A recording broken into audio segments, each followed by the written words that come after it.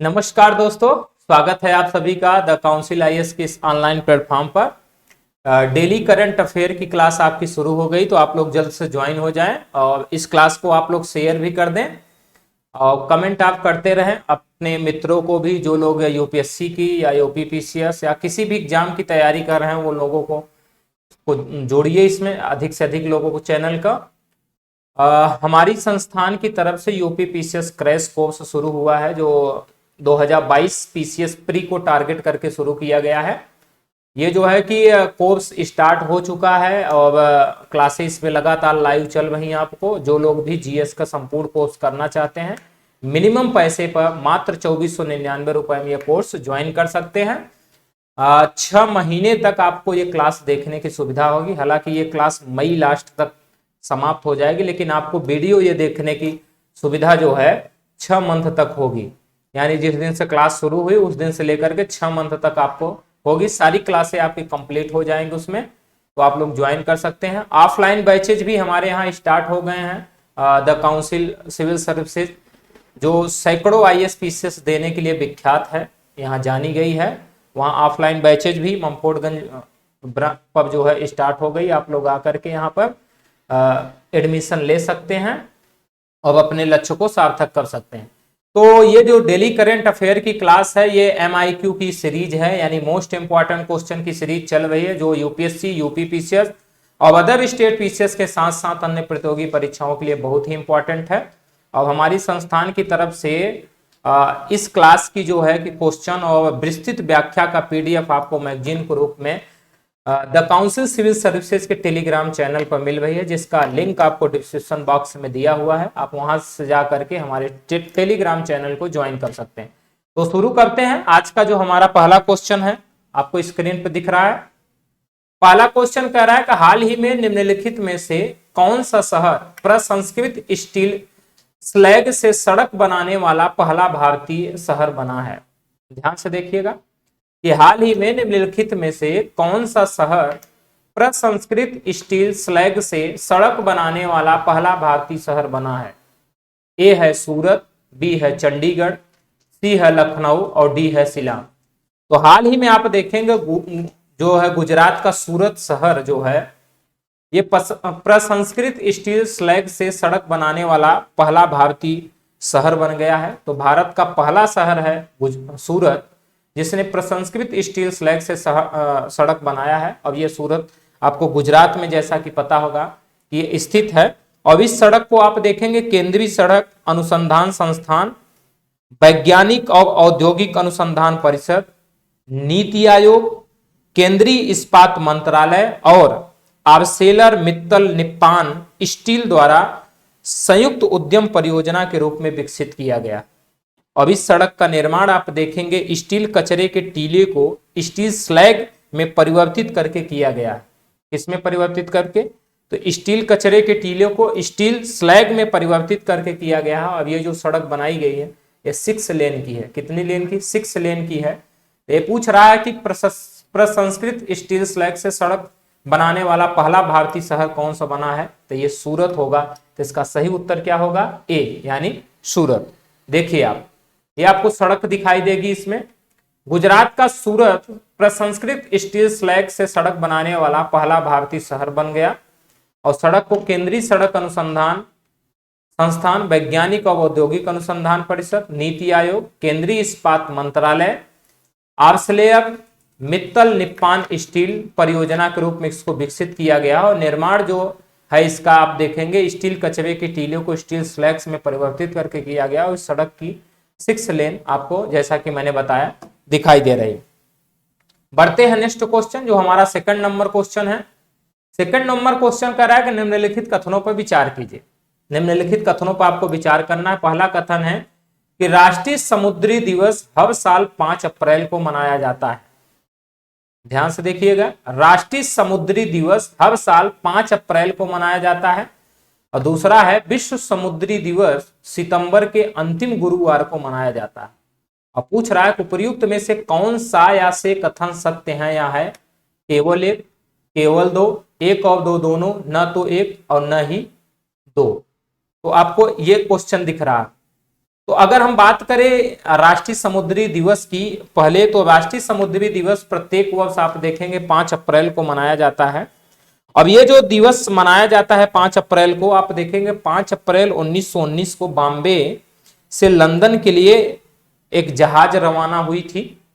तो 5 अप्रैल 1919 को बॉम्बे से लंदन के लिए एक जहाज रवाना हुई थी। पहले भारतीय स्वामित्व वाला वो जहाज था, उसका नाम था एसएस रॉयल्टी। एसएस रॉयल्टी, जिसको Scindia steam navigation company limited का पहला जहाज माना जाता है, कि पहली यात्रा के उपलक्ष्य में राष्ट्रीय समुद्री दिवस 5 अप्रैल को मनाया जाता है। अब यह राष्ट्रीय समुद्री दिवस आप देखेंगे पहली बार 1964 से, यानी 1964 से प्रतिवर्ष इसको मनाया जा रहा है राष्ट्रीय समुद्री दिवस को। कब से? 1964 से। वहीं अगर हम बात करें विश्व समुद्री दिवस की, तो यह सितंबर के अंतिम गुरुवार को मनाया जाता है। और ये जो है कि शिपिंग सुरक्षा है, समुद्री सुरक्षा और समुद्री पर्यावरण के महत्व को उजागर करने के लिए विश्व समुद्री दिवस मनाया जाता है। अब ये जो है मार्च 1978 में पहली बार विश्व समुद्री दिवस मनाया गया था। इसके आपके दोनों कथन सही आपको दिख रहे हैं कि राष्ट्रीय समुद्री दिवस हर साल 5 अप्रैल को मनाया जाता है और विश्व समुद्री दिवस सितंबर के अंतिम गुरुवार को मनाया जाता है। तो दोनों हमारे कथन सत्य हैं। चूंकि ये सत्य कथन पूछ रहा है तो इसका उत्तर हो जाएगा सी, यानी 1 और 2 दोनों कथन हमारे सत्य हैं, जैसा कि हमने आपको व्याख्या बता दिया है। देख लीजिए, नेशनल मैरीटाइम डे आपको दिख रहा है, राष्ट्रीय जो है कि समुद्री दिवस का आपको फोटो दिख रहा है।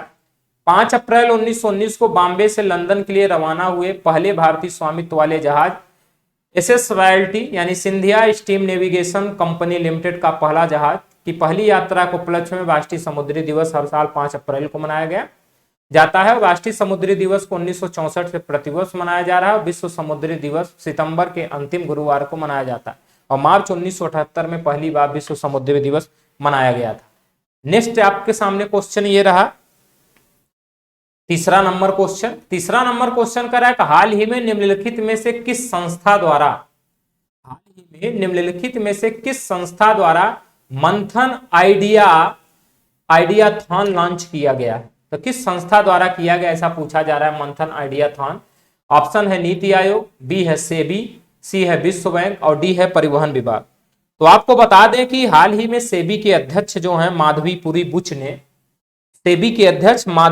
बुच ने नवाचारों को बढ़ावा देने के लिए, जो है इनोवेशंस को बढ़ावा देने के लिए मंथन आइडियाथॉन को लॉन्च किया है। अब यह मंथन जो है 6 सप्ताह की अवधि के लिए आयोजित किया जाएगा।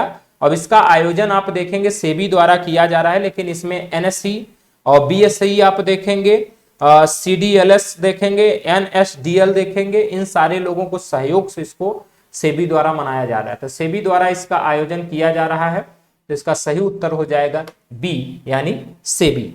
देखिए आप, ये सेबी, तो सेबी की अध्यक्ष माधवीपुरी बुच ने नवाचारों को बढ़ावा देने के लिए मंथन आइडियाथॉन लॉन्च किया और ये जो मंथन शुरू हुआ है आइडियाथॉन 6 सप्ताह की अवधि के लिए है।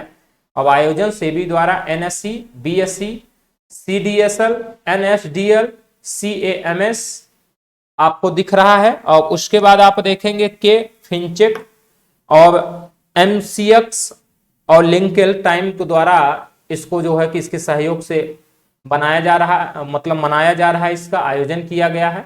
और आइडियाथॉन के शीर्ष 10 विजेताओं को आप देखेंगे तो उनको 5 लाख रुपए नगद पुरस्कार दिए जाएंगे। इसमें जो लोग शीर्ष 10 पुरस्कार विजेता होंगे उनको 5 लाख रुपए नगद पुरस्कार दिए जाएंगे। तो ये वह क्वेश्चन, इसका सही उत्तर आपको दिख गया कि सेबी। नेक्स्ट क्वेश्चन हमारा चौथा नंबर क्वेश्चन है और चौथा नंबर क्वेश्चन कह रहा है कि हाल ही में कर्नाटक ने किस अवधि के लिए कर्नाटक नवीकरणीय ऊर्जा नीति को मंजूरी दी है? पूछ रहा है कर्नाटक ने किस अवधि के लिए कर्नाटक नवीकरणीय ऊर्जा नीति को मंजूरी दी है। ऑप्शन है ए 2020 से 2025, बी है 2021 से 2026, सी है 2022 से 2027 और डी है 2025 से 2030। तो कर्नाटक राज्य सरकार ने हाल ही में आप देखेंगे 2022 से 2027 के लिए जो है, कब से 2022 से 2027 के लिए अवधि के लिए कर्नाटक नवीकरणीय ऊर्जा नीति को मंजूरी दी है। तो ये कर्नाटक ने जो अनुमति दिया है ये 2022 से 2027 के लिए दिया है और इस नीति का लक्ष्य है अगले 5 वर्षों में राज्य में आप देखेंगे 10 गीगावाट नवीकरणीय ऊर्जा उत्पादन क्षमता हासिल करना। इसका उद्देश्य रखा गया कि 5 वर्षों में 10 गीगावाट नवीकरणीय ऊर्जा उत्पादन क्षमता हासिल करना। और ये कह रहा है कि 2027 तक इस नीति के तहत अकेले आप देखेंगे रूफटॉप सोलर से उत्पादित 1 गीगावाट ऊर्जा का हिस्सा हासिल करने का लक्ष्य रखा गया है। इसका आपको सही उत्तर जो मिल जाएगा वो होगा सी, यानी 2022 से 2027 की अवधि के लिए कर्नाटक नवीकरणीय ऊर्जा नीति मंजूरी दी गई है। देखिए आप, तो ये कर्नाटक आपको इमेज दिख रही होगी, उसका मैप दिख रहा है। कर्नाटक राज्य सरकार ने 2022 से 27 की अवधि के लिए कर्नाटक नवीकरणीय ऊर्जा नीति को मंजूरी दी और इस नीति का लक्ष्य अगले 5 वर्षों में राज्य में 10 गीगावाट नवीकरणीय ऊर्जा उत्पादन क्षमता हासिल करना है और 2027 तक इस नीति के तहत अकेले रूफ टॉप सोलर से उत्पादित 1 गीगावाट ऊर्जा का हिस्सा हासिल करने का लक्ष्य रखा गया है। बढ़ते हैं नेक्स्ट क्वेश्चन की तरफ, जो हमारा 5 नंबर क्वेश्चन है। 5 नंबर क्वेश्चन कह रहा है कि हाल ही में चर्चित हिंद महासागर नौसेना संगोष्ठी यानी IONS समुद्री अभ्यास 2022, ध्यान से देखिएगा, हिंद महासागर नौसेना संगोष्ठी समुद्री अभ्यास 2022 के संदर्भ में निम्नलिखित कथनों पर विचार करना है। पहला है कि इसका पहला संस्करण अरब सागर और गोवा में आयोजित किया गया। दूसरा है IONS के 24 सदस्य देशों में से 15 ने इस अभ्यास में भाग लिया। 2 कथन दिए, अब पूछ रहा है उपयुक्त में से कौन सा या से कथन सत्य है, केवल एक, केवल 2, एक और 2 दोनों, ना तो एक ना ही 2। तो अगर हिंद महासागर नौसेना संगोष्ठी समुद्री अभ्यास 2022 की बात करें तो 26 से 30 मार्च 2022 तक, कब से 26 से 30 मार्च 2022 तक हिंद महासागर नौसेना संगोष्ठी समुद्री अभ्यास 2022 का जो है आयोजन, ये पहला संस्करण इसका जो है अरब सागर और गोवा में आयोजित किया गया। तो ये इसका जो पहला संस्करण अरब सागर और गोवा में आयोजित किया गया, ये 26 से 30 मार्च 2022 के बीच आयोजित किया गया। अब यह अभ्यास जो है आप देखेंगे मानवीय सहायता और आपदा राहत संचालन के क्षेत्र में भाग लेने वाले देशों की अंतः क्रियाशीलता जो है उनको बढ़ावा देने के उद्देश्य से किया गया। और इसमें आप देखेंगे IONS के जो 24 सदस्य देश हैं उसमें से 15 ने इस अभ्यास में भाग लिया, यानी जो ये 15वां संस्करण हुआ है।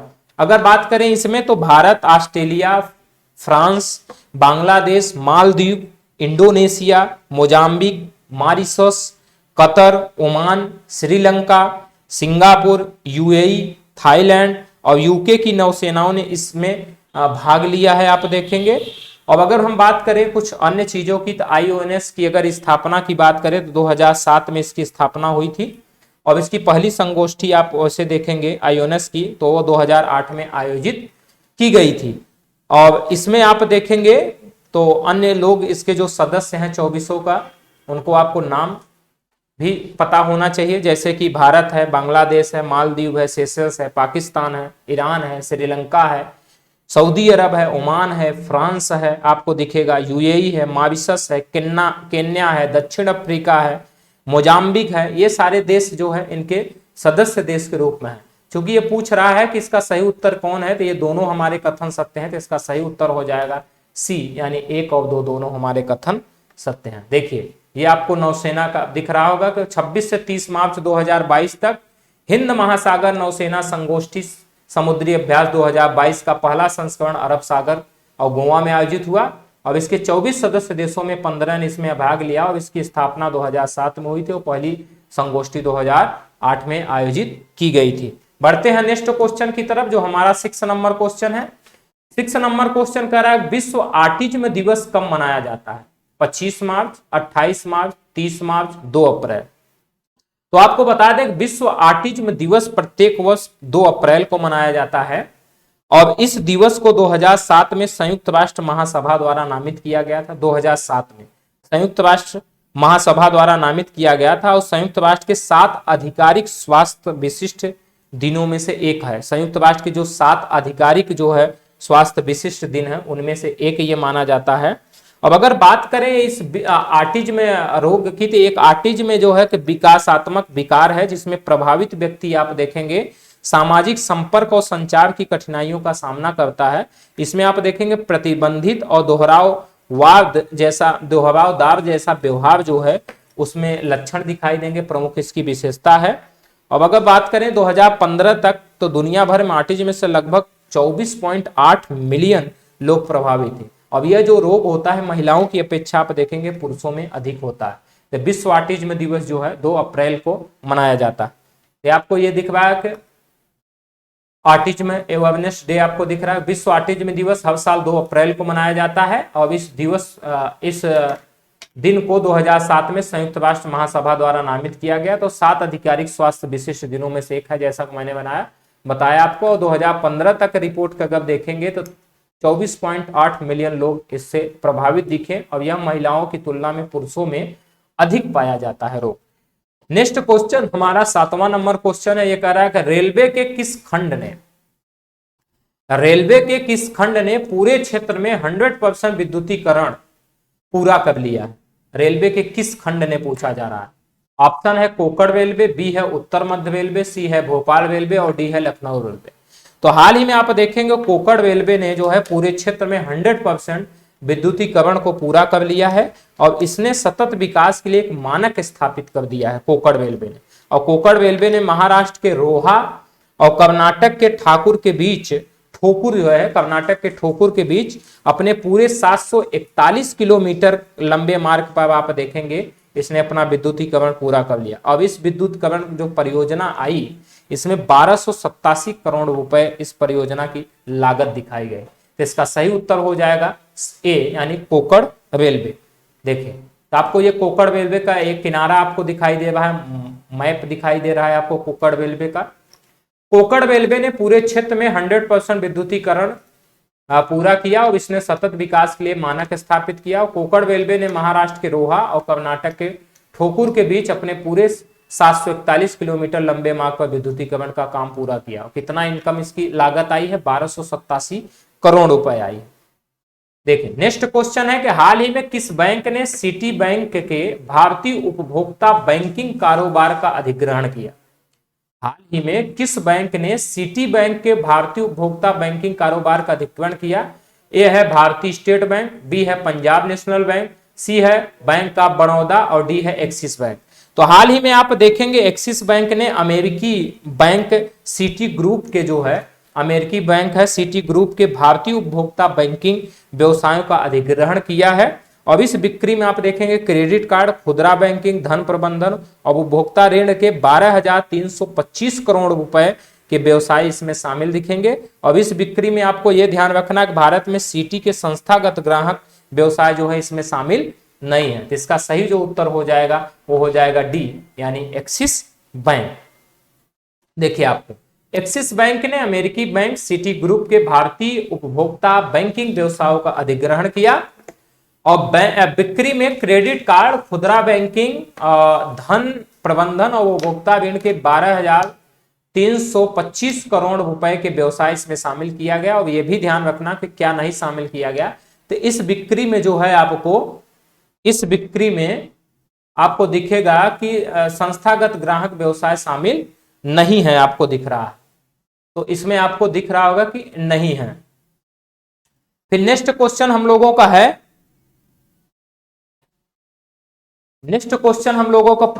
है कि ये पूछ रहा है कि हाल ही में देखेंगे कि infrastructure leasing and finance limited यानी IL&FS